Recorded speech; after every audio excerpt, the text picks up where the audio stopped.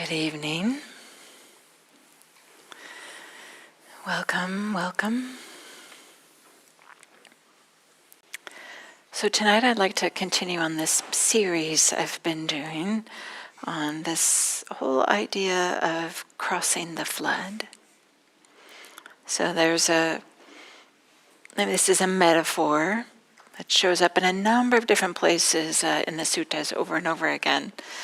And the general idea is that we find ourselves, what we call like the near shore, just here, wherever we are.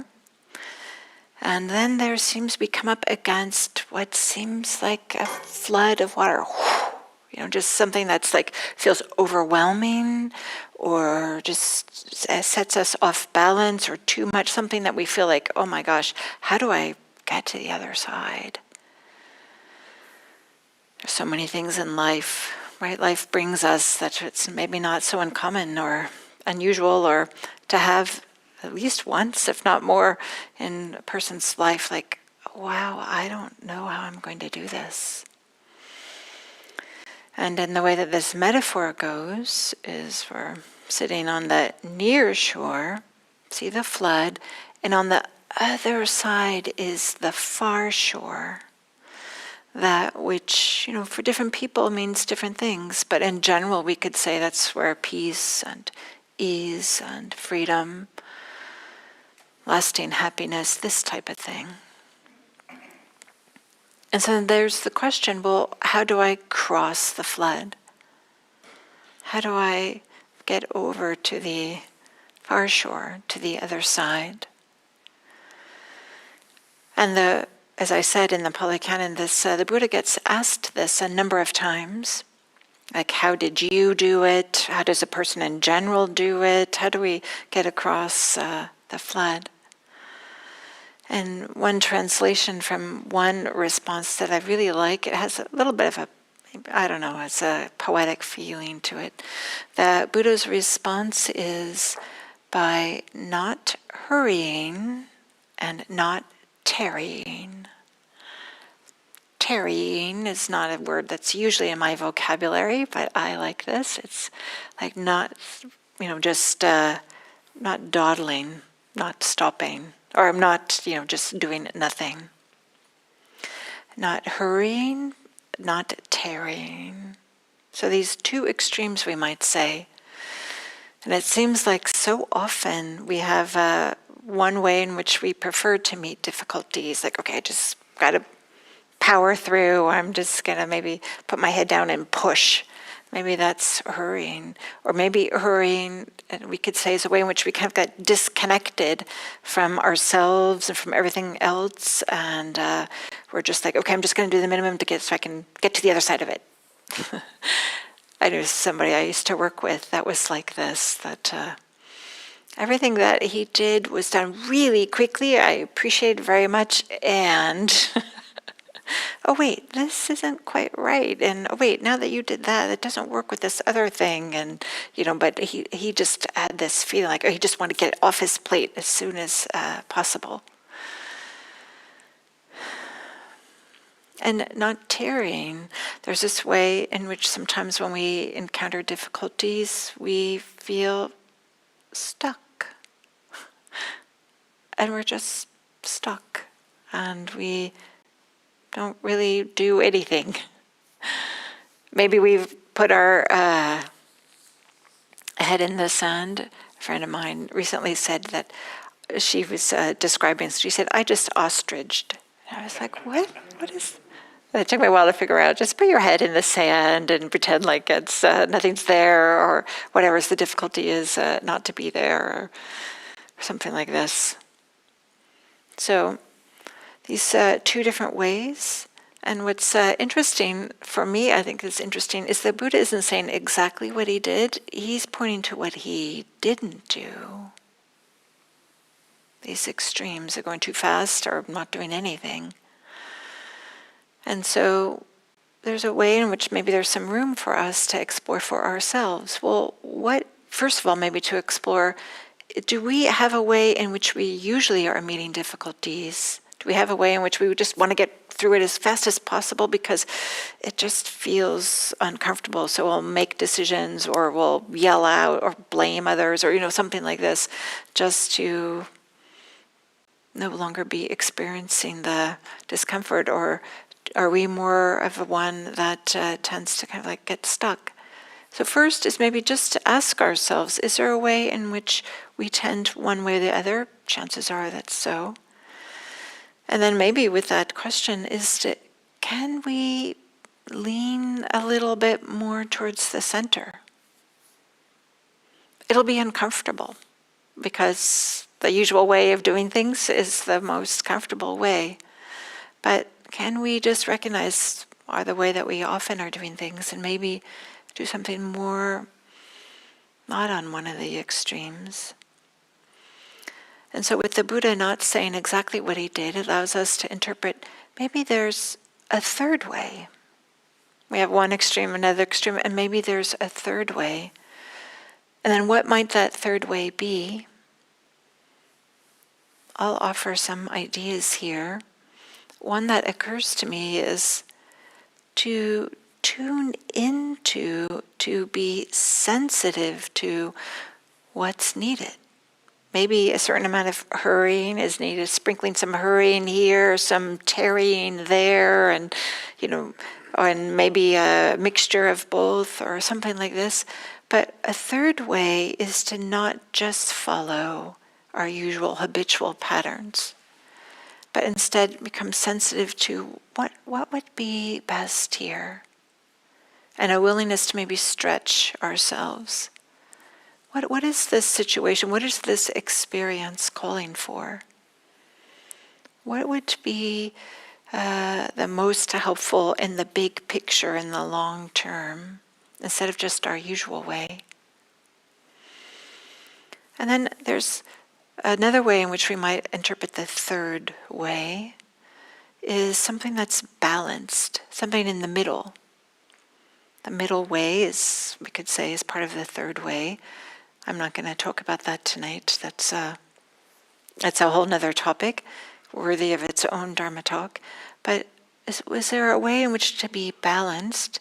And one way we think about this is with equanimity.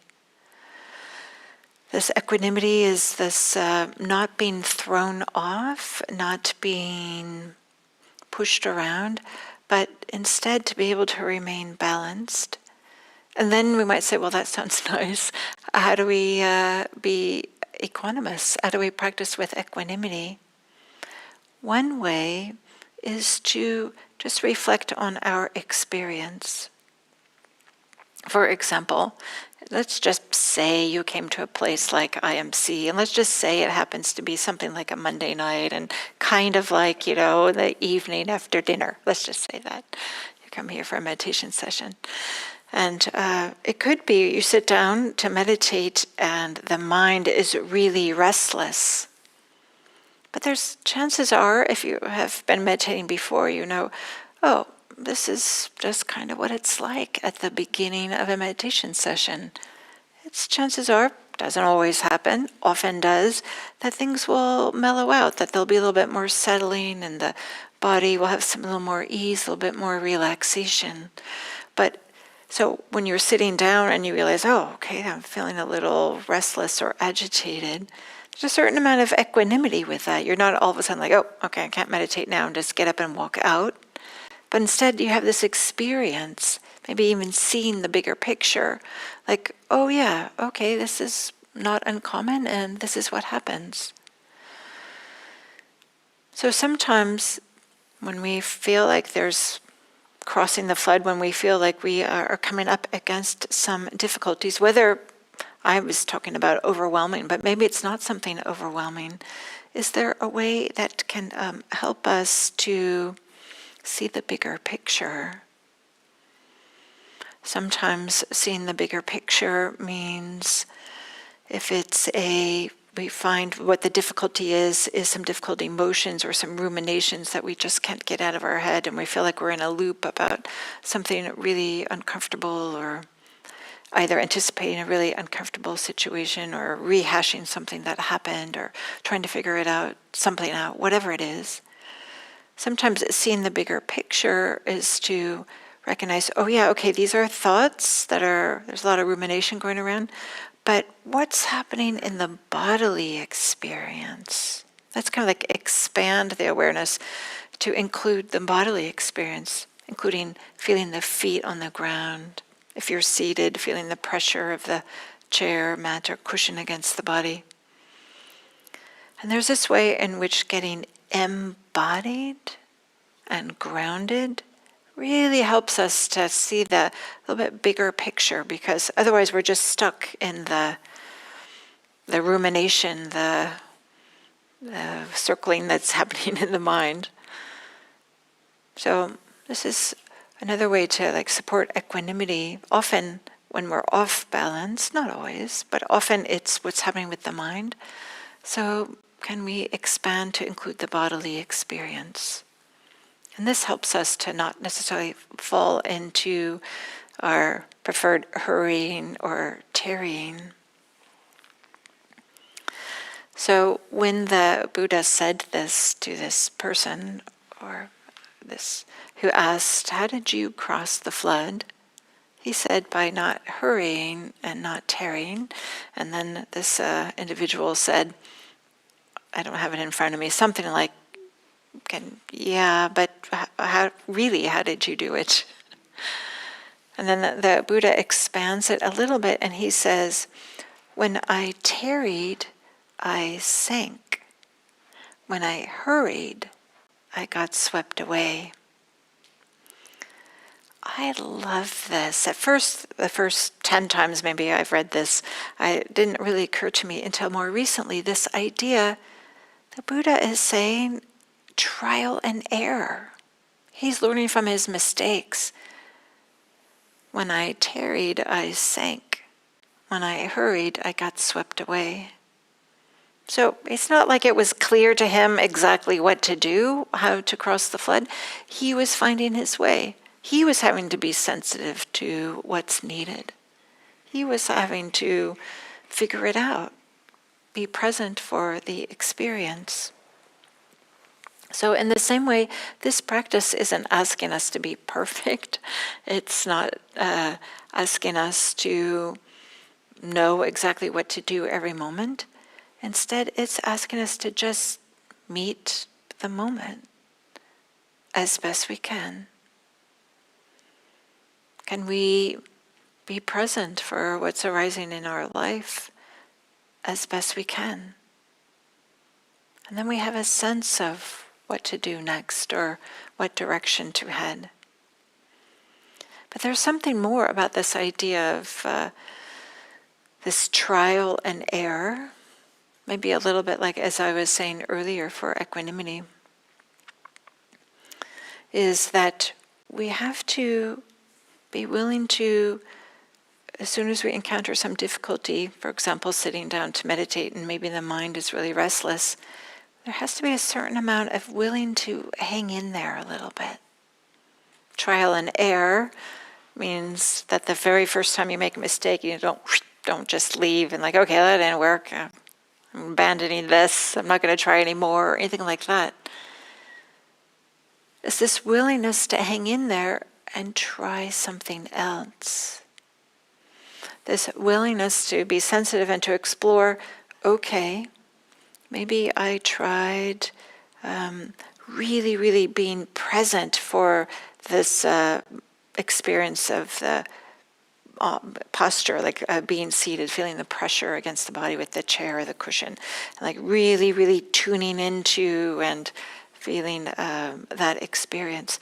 But then we find ourselves getting really tight as we're straining to really stay with that experience. And then instead, can we recognize, oh, maybe there's a way, instead of going out there and really straining, that we can be more receptive. Just receive what experiences there are to receive. Instead of going out there and probing and trying to really glom onto our experiences, can we receive them? This I'm doing this with my hands. It's more of an openness and allowing whatever's to be known or to be experienced to be known or experienced, instead of like straining and pushing, receiving. Or maybe there's this way that we just show up for the practice in whatever way that means for us. Maybe it's like, all I can do right now is sit for 5 minutes, 5 breaths, 5 moments. But this idea, like, I'm going to show up as best I can, and this is all I can right now. So this way of showing up just for ourselves, for what's happening, in whatever way that we can at that moment. So this diligence in terms of, not abandoning ourselves, not abandoning meeting the difficulty. And then there's this way, maybe with this diligence, this trial and error of hanging in there, maybe this willingness to just ask, what's helpful right now? What's needed right now? If we're allowing it to be known to ourselves, for it to arise, whether it's something that we want to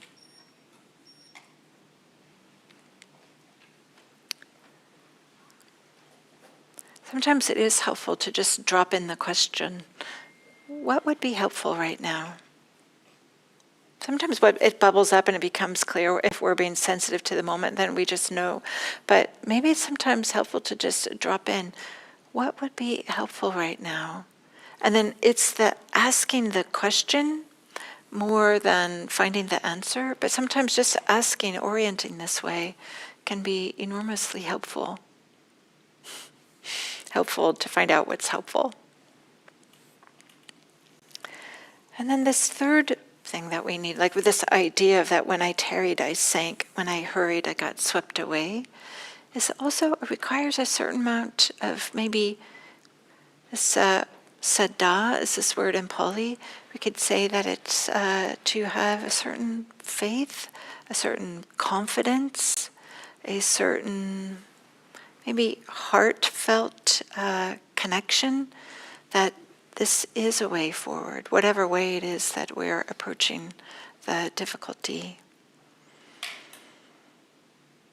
I talked about equanimity is like maybe we have this, we're stuck in our mind, and then I said, well, maybe we could bring it into the body, but then also the heart. Maybe the heart, to pay attention to the heart, like what feels like heartfelt, or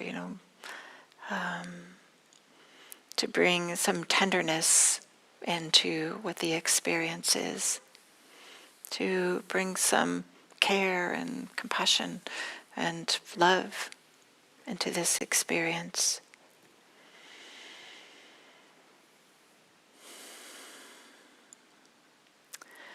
And in the suttas, there's another sutta quote when somebody asks the Buddha, well, how does a person cross the flood? And he's no longer speaking about what he did, but just giving instructions for others. And he says, by faith you cross the flood, and by diligence you cross the deluge. Deluge is also, could be like ocean or sea, just a giant expanse of water. And this word faith is a sensitive word. I'm not so comfortable saying it sometimes in this setting because it can feel like, oh, just believe and everything will be fine. But is there this way, can we have like faith that everything doesn't have to be figured out right this moment? A certain type of trust. A trust that being present for one's experience, that alone is helpful. Trust that things change. They do change. It's not always pleasant, But it's also can work in our favor when we're in these difficulties. And then faith also has this heart quality. So what is it that uplifts the heart, that allows us to have some openness to meet difficulties, meet ourselves maybe with some compassion, meet others with compassion?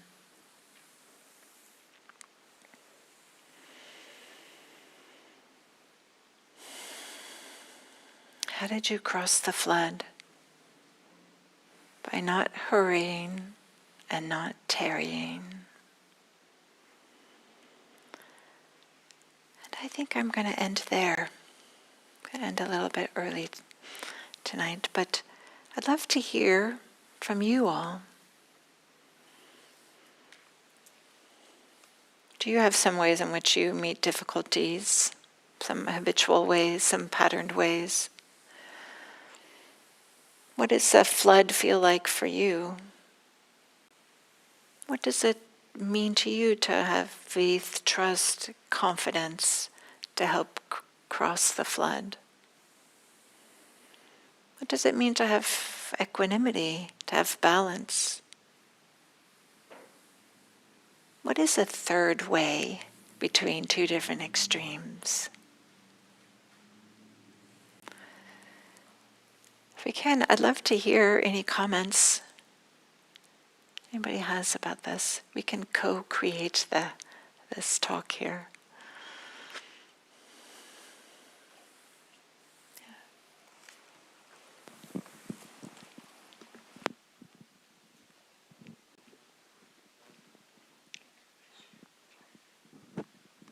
One thing that comes to mind for me is to be the eye in the storm. So in other words, all this stuff is going on around you, to you, through you, whatever in your life, but you're just the eye of the storm. You're just like unchanged by it. You have that equanimity on the inside, so nothing out there is pulling you too much this way or that. Very nice. That came to mind for me. Do you have a sense what helps you to be the eye in the storm? Inner stillness. So in other words, if there's a lot of noise out there, it's not necessarily in there, so you can be still even though there's all that noise. Nice, yeah. And we all have this stillness, we just aren't in touch with it. Or, yeah. Thank you. Anybody else?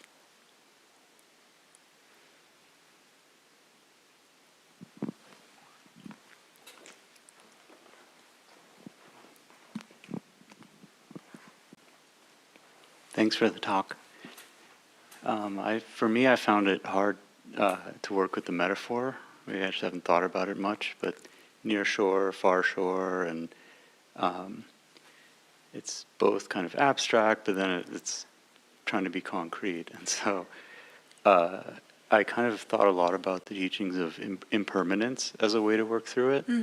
And specifically the idea that today we've identified a far shore, we've created a goal, and to think about why do we think that that's the far shore? And if you think back, we probably all had different far shores and identifying ourselves on a certain near shore, right? So depending on the day or season of life or whatever, different far shores, aka goals maybe.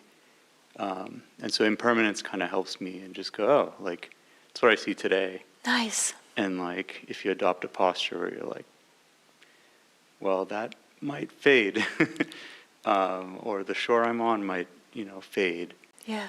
But, can keep moving and recognize there will probably be another shore, or kind of surround it. Nice. It doesn't work much, I don't know, if with an island metaphor. No, I appreciate that very much, the changing nature of it. Thank you, that's great. Today's far shore may be tomorrow's near shore, or today's near shore may be tomorrow's far shore. We don't know, right? It may be, yeah, I love it. Anybody else?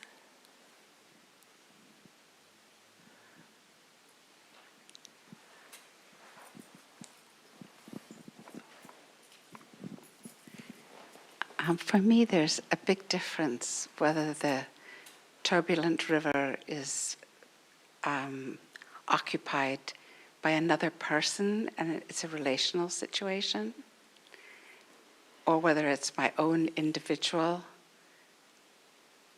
project or situation.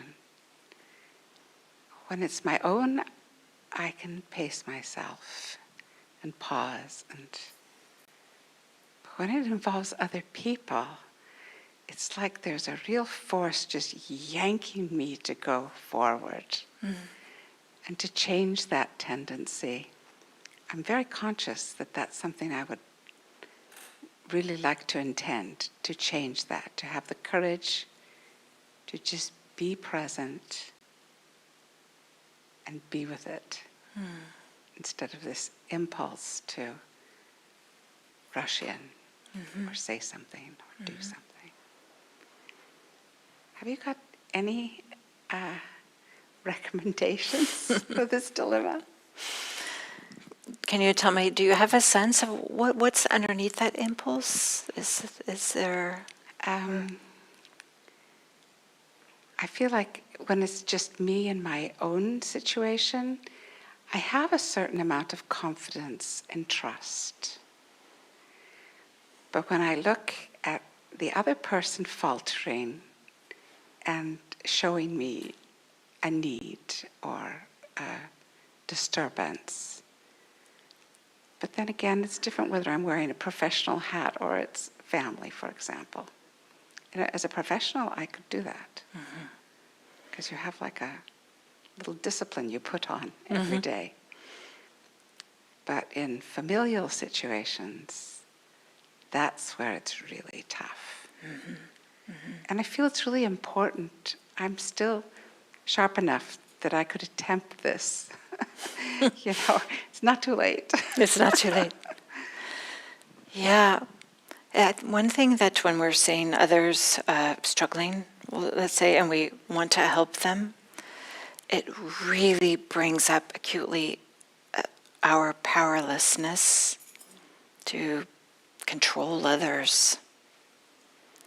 That's really uncomfortable, to feel like, oh, I care about you, I want to help you, I want to support you, and we might have a sense of what would be helpful for them, but of course, you know, they're going to do what they're going to do.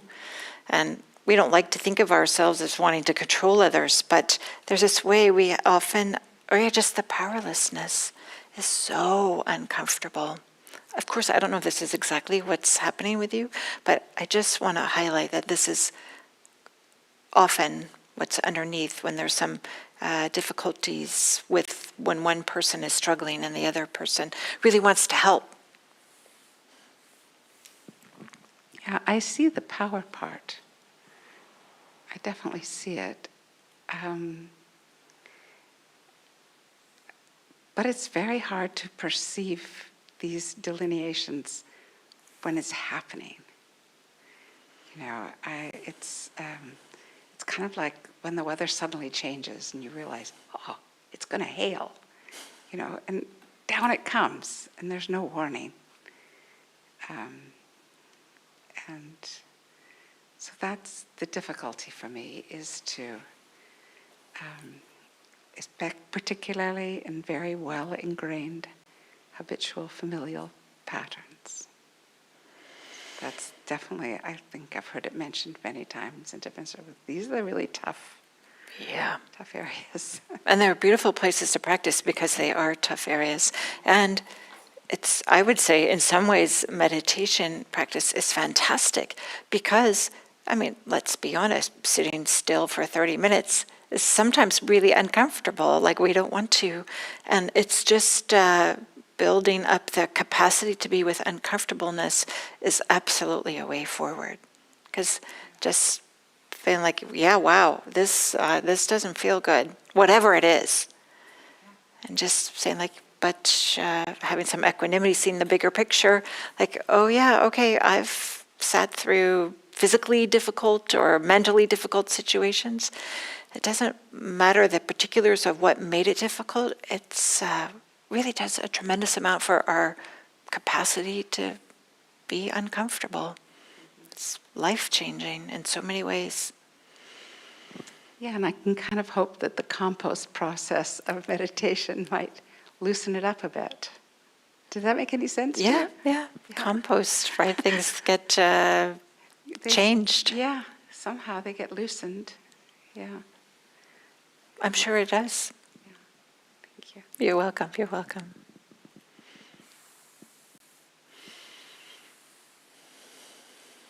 Maybe right behind you. You know, when you're talking about the near shore and the far shore, I was thinking of another metaphor I heard years ago, which is, you know, you're in a room, and you want to figure out a way to get out of the room. You're not, I forget what the motivation is, but you can spend a lot of time moving the furniture around and think that something's going to be different, but really the task is to get outside of the room, and you're looking for instructions, like, how do I do it?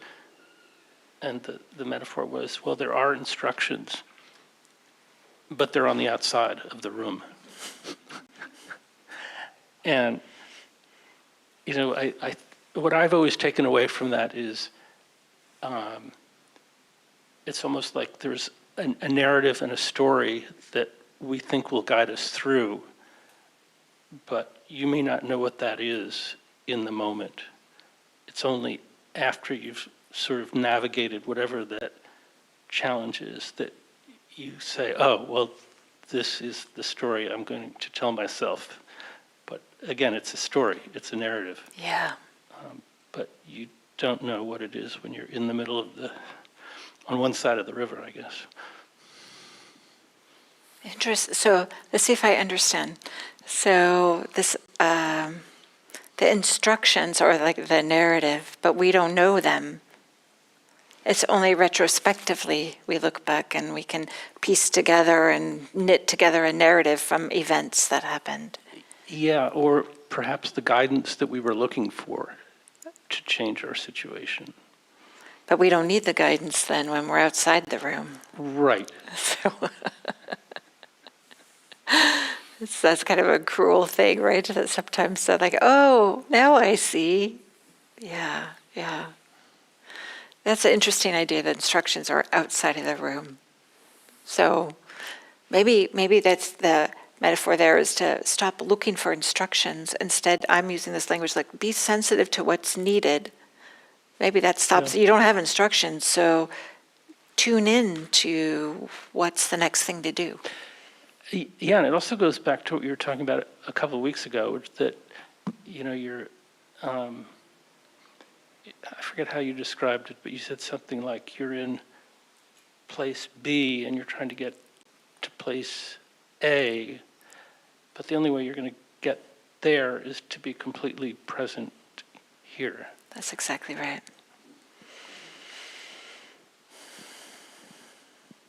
Thank you. Thank you.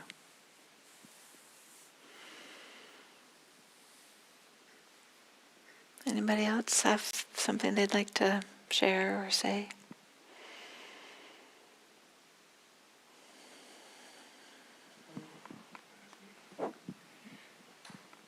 So the instructions reminded me that at one time I was trying to learn to ski, and for years I tried to make nice, smooth, connected turns, and it never worked. And one day an instructor gave me a particular instruction, and I skied down. It was nice, smooth, connected turns. And I said, oh, great, these are great instructions. And it took me a while to realize that it had nothing to do, or very little to do with the instructions. It had a lot more to do with a couple of years trying, and failing. And more or less that's what I'm doing here. Very nice. Very nice. We tend to think like, oh, if only I had those instructions years ago, dismissing that, oh, no, we needed those years of trial and error and practice. Yeah. Great, thank you. Thank you.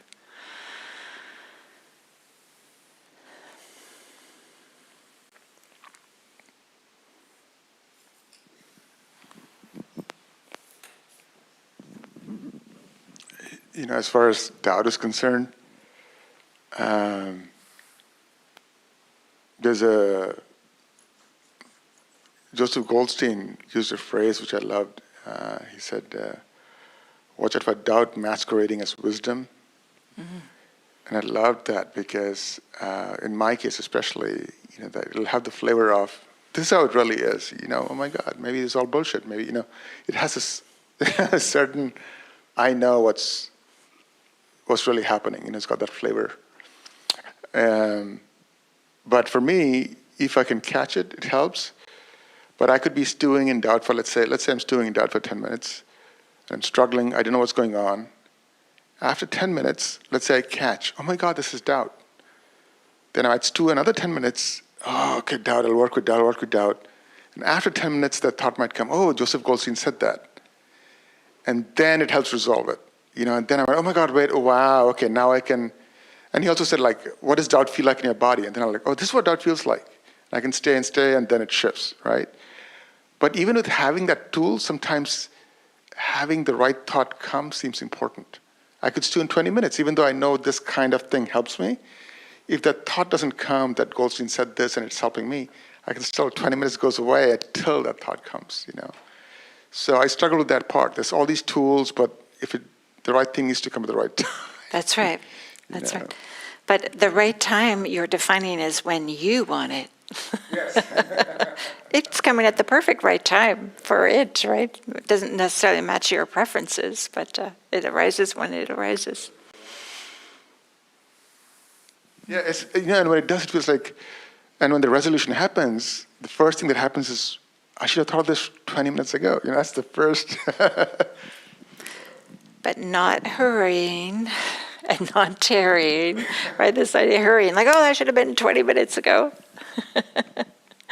Thank you, Jay.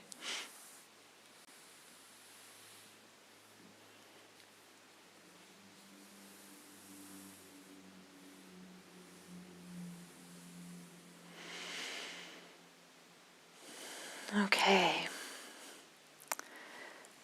Today was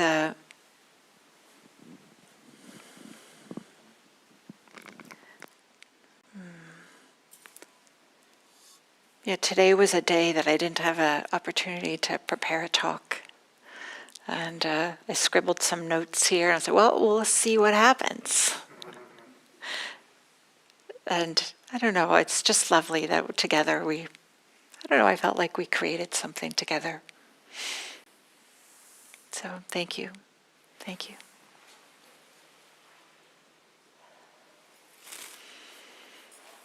If you'd like, you're welcome to come up here and talk to me. Otherwise, I wish you a wonderful rest of the evening and safe travels home. Thank you.